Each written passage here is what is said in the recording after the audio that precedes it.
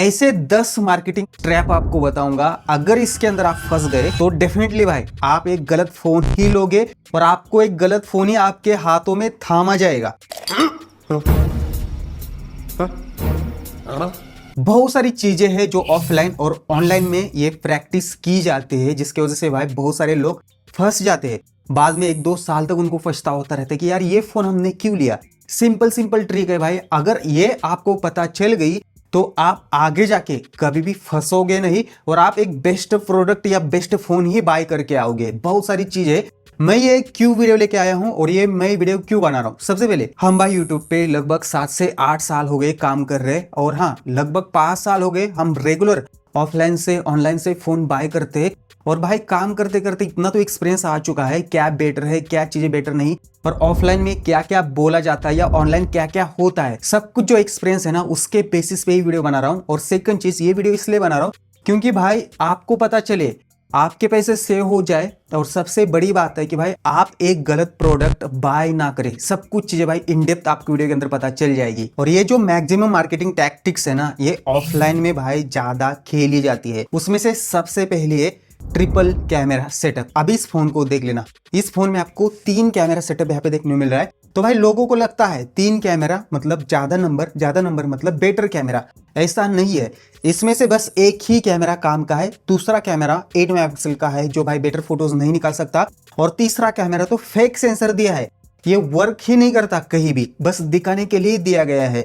तो भाई ऑफलाइन में ये चीजें आपको बताई जाएगी। इस फोन के अंदर ट्रिपल कैमरा सेटअप है और आप इसको ले सकते हैं बेटर कैमरे के लिए। बिल्कुल नहीं भाई, आपको कैमरा ऐप को ओपन करना है और वहां पे आपको 0.6 मतलब अल्ट्रावाइड देखने मिलता है कि नहीं, उसके बाद 1x फिर 2x या 3x का ऑप्शन है कि नहीं, सारी चीजें आपको चेक करनी चाहिए। कभी कभी यहाँ पे जो थर्ड वाला कैमरा होता है ये 2 मेगापिक्सल का भी होता है, जो डेप्थ के लिए काम पे लिया जाता है, बट एक्चुअली उसका उतना काम है ही नहीं। और प्रैक्टिकली पोर्ट्रेट मोड के अंदर जब बैकग्राउंड को ब्लर करना होता है वो तो भाई सॉफ्टवेयर से भी किया जा सकता है। तो ऐसे फोन से भाई बच के रहना जिसमें ट्रिपल कैमरा सेटअप है। हाँ, जो फ्लैगशिप फोन होते हैं डेफिनेटली भाई उनके अंदर ट्रिपल 4 कैमरा होते हैं और वो काम के होते हैं। ऐसे ये जो फेक कैमरा होते हैं ये आपको जो 20-25,000 के आसपास जो फोन होते हैं उनमें बहुत ज्यादातर देखने को मिल जाते हैं। ये Realme का P4 पावर था जिसके अंदर एक कैमरा है ही नहीं, बट यहाँ पे प्रॉपर सेंसर की तरह देखने को मिल जाता है। और हाँ, कभी कभी इसके अंदर भाई आयर ब्लास्टर को भी डाल देते हैं, तो समझ नहीं आता ये कैमरा मॉड्यूल है या आयर ब्लास्टर है, ये भी आपको पता होना चाहिए। ठीक है, आपको फर्स्ट पॉइंट तो पता चला, बट जो 6 और 7 नंबर वाला पॉइंट है ना वो भाई सबसे ज्यादा इंपॉर्टेंट है, उसको तो बिल्कुल आपको मिस नहीं करना चाहिए। सेकंड टैक्टिक भाई जो ऑफलाइन में ज्यादा खेली जाती है वो है कि डायनेमिक रैम। मतलब भाई एक्चुअली आपको बताया जाता है कि ये फोन 12-13 हजार का है और इसमें आपको बोला जाता है 16 GB 20 GB 24 GB की रैम है, बट वो एक्चुअली रैम होती नहीं। फोन के अंदर एक्चुअली रैम 4 GB या 6 GB होती है, जो भाई 12-13,000 के फोन होते। बट बोला जाता है भाई इतने बड़े बड़े नंबर, वो भाई कोई फिजिकल रैम नहीं है, वो एक मार्केटिंग स्ट्रेटेजी है और इतनी ज्यादा काम पे आती भी नहीं। आपने देखा होगा भाई जो महंगे फोन होते हैं उनमें ये चीज कभी भी प्रमोट की नहीं जाती, जबकि भाई जो सस्ते फोन होते हैं उनके अंदर ये चीज ज्यादा प्रमोट की जाती है। तो आपको ना मतलब उस सेलर से पूछना है जो भी ऑफलाइन में फोन बेच रहा है, एक्चुअल रैम बताओ भाई, जो फिजिकल रैम है वो कितनी है, तो भाई आपको कोई नहीं फंसाएगा। थर्ड चीज भाई डिस्प्ले, ये तो सबसे ज्यादा इंपॉर्टेंट चीज है। कोई भी फोन हो भाई उसका डिस्प्ले ही मेन पार्ट होता है। ज्यादातर 90% हम फोनों का डिस्प्ले ही देखते हैं, डिस्प्ले के अलावा कुछ कर ही नहीं सकते। तो भाई जो डिस्प्ले है ना ये ऑफलाइन में आपको बोला जाता है इस फोन के अंदर बढ़िया डिस्प्ले है, हायर रिफ्रेश रेट है 120 हर्ट्ज 144 हर्ट्ज, बट आपको पूछना है वो डिस्प्ले कौन सा है, एलसीडी डिस्प्ले है या एमुलेट डिस्प्ले है। देखो आपको मैं क्लियरली बोलूंगा, आप 15,000 के ऊपर का फोन ले रहे हो तो आपको एमुलेट डिस्प्ले वाला फोन लेना चाहिए, और आप 15,000 के अंदर देख रहे हो एमुलेट डिस्प्ले मिल जाए तो ठीक है, बट तभी एलसीडी डिस्प्ले देखना चाहिए। बट 15,000 के ऊपर एलसीडी डिस्प्ले लेना भाई बहुत बड़ी बेवकूफी होगी, क्योंकि भाई जो आपको डिप ब्लैक होता है वीडियो के अंदर देखने को नहीं मिलेगा, कलर पंची देखने को नहीं मिलेंगे। हाँ, ग्रीन लाइन का इश्यू कभी नहीं आएगा, बट जो प्रैक्टिकल फीचर्स है ना जो एमुलेट डिस्प्ले के अंदर होते हैं, जैसे कि भाई बेटर कलर, बैटरी सेविंग, ये चीजें और डीप ब्लैक, ये चीजें भाई एलसीडी डिस्प्ले के अंदर देखने को नहीं मिलती। बट ये बहुत सारे लोग ऑफलाइन में जाके देखते ही नहीं, ये चीज भाई आपको डेफिनेटली यहाँ पे देखनी चाहिए, और फोन के अंदर एमुलेट डिस्प्ले होना ही होना चाहिए। फोर्थ चीज भाई रिफर्बिश फोन लेना। अब यहाँ पे बहुत सारी कैटेगरीज देखने को मिल जाती है, जैसे कि ऑनलाइन बहुत सारे वेबसाइट यहाँ पे प्रोवाइड करते हैं और ऑफलाइन में भी भाई फोन सेल किए जाते हैं। देखो भाई ऑनलाइन में हमने कुछ वेबसाइट टेस्ट की थी, कुछ भाई फोन मतलब फोन के ऊपर डिपेंड करता है, फोन आया तो बढ़िया भी निकलता है और कब कुछ फोन खराब भी निकल जाते हैं। तो मतलब ऐसा 100% मतलब आप ट्रस्ट नहीं कर सकते, बट ये फोन के कंडीशन के ऊपर डिपेंड करता है। बट भाई ऑफलाइन में तो हमें कुछ पता ही नहीं रहता कौन सा पार्ट चेंज किया गया है, फोन कहाँ से आया है, मतलब जेन्युइन फोन है या चोरी वाला फोन है। और चोरी वाला फोन हो तो भाई आप बहुत बड़े मामले में फंस सकते हैं।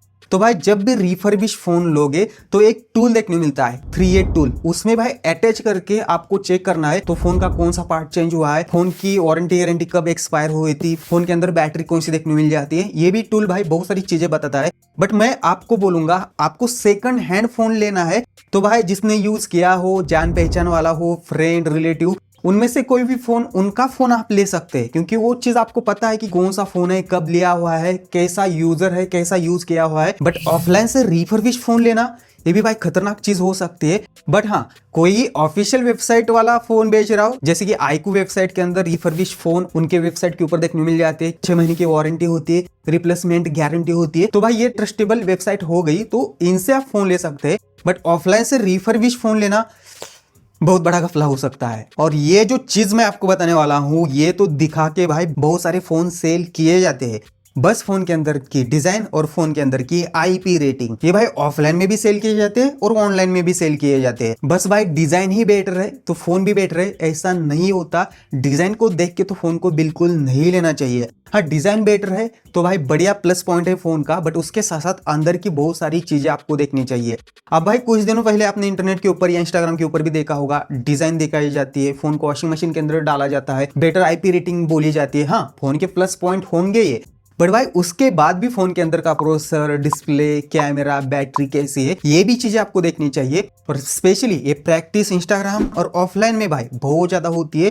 तो हाँ, फोन कभी कभी बढ़िया भी होते हैं और फोन कभी कभी एवरेज भी होते हैं, बट आपको सारे स्पेक्स देख के फोन लेना चाहिए, ना कि बस डिजाइन देख के। अब बहुत सारे लोग इस 6 नंबर के पॉइंट के अंदर फंस जाते हैं, वो है कि प्राइस स्कैम। मतलब जब भी आप फोन लेने के लिए ऑफलाइन में जाते हो या ऑनलाइन जाते हो, एक ही वेबसाइट के ऊपर फोन देखना या बस ऑफलाइन में जाके फोन लेना, इसके अंदर भाई प्राइस का बहुत ज्यादा स्कैम होता है। आपको जब भी फोन लेना है बस भाई गूगल के ऊपर आके डालना है उस फोन का नाम और प्राइस कंपैरिजन।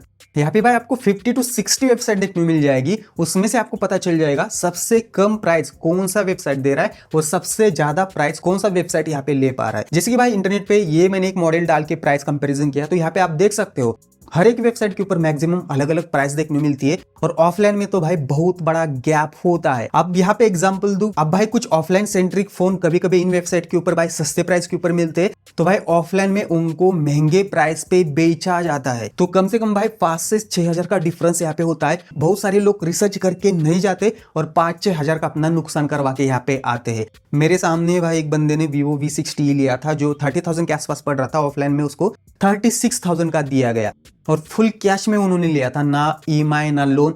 तो भाई ऐसे लोग फंस जाते हैं, तो आपको प्राइस कंपैरिजन डेफिनेटली करना चाहिए। अब भाई इस प्राइस स्कैम से भी आप बच गए, बट ये 7th नंबर का पॉइंट तो सबसे ज्यादा खतरनाक है। ऑफलाइन में और ऑनलाइन में भी ये दो चीजें हो जाती है, प्री एक्टिवेटेड डिवाइसेस। अब भाई ऑफलाइन में ये चीज होती है, कभी कभी सेल का टारगेट होता है, आप 1 लाख डिवाइस सोल्ड करोगे 1 महीने के अंदर, आपको इतना इंटेंसिव मिलेगा, या आप 50,000 सेल करोगे तो इतना इंटेंसिव मिलेगा। इस चक्कर में भाई सेल का टारगेट कंप्लीट होते होते थोड़ा सा डिवाइसेस कम पड़ जाए, तो जो दुकान के अंदर या ऑफलाइन स्टोर के अंदर जो यूनिट होती है उनको भाई एक्टिवेट किया जाता है, ऐसा बोल के कि इसको सेल किया गया है, बट एक्चुअली सेल नहीं होता और वहां से ही फोन की वारंटी स्टार्ट हो जाती है।